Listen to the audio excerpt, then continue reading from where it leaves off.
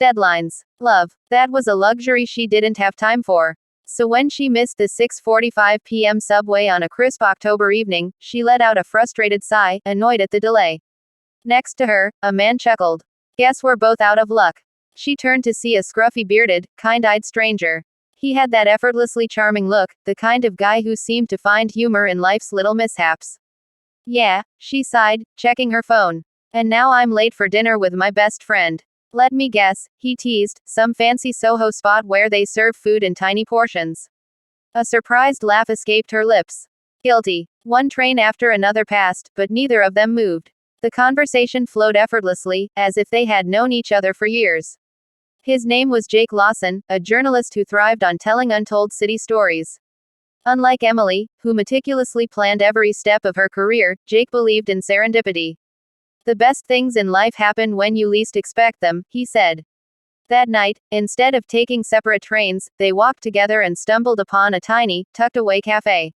Over hot chocolate and warm pastries, they talked about everything, her dream of starting her own agency, his unfinished novel, their favorite books, and the places they wanted to travel. It was easy, effortless, and for the first time in a long time, Emily forgot about time. Days turned into weeks, weeks into months. They explored bookstores on lazy Sundays, danced under fairy lights at rooftop parties, and watched the first snowfall of the season from his apartment window, wrapped in blankets. Emily, who had always lived by a schedule, found herself slowing down, savoring the quiet moments. Jake, a man who had always been a wanderer, realized he had found a reason to stay. A year later, on a chilly October evening, Jake led Emily to their favorite spot in Central Park. The trees glowed in shades of gold and orange, and the air smelled of autumn.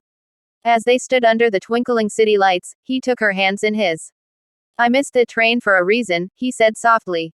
Then, dropping to one knee, he pulled out a simple, elegant ring. Because I was supposed to find you.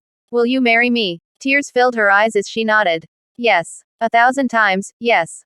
As they kissed under the falling leaves, the city moved around them, bustling and fast-paced as ever. But in that moment, it was just them, two hearts, one love, and a forever that started with a missed train.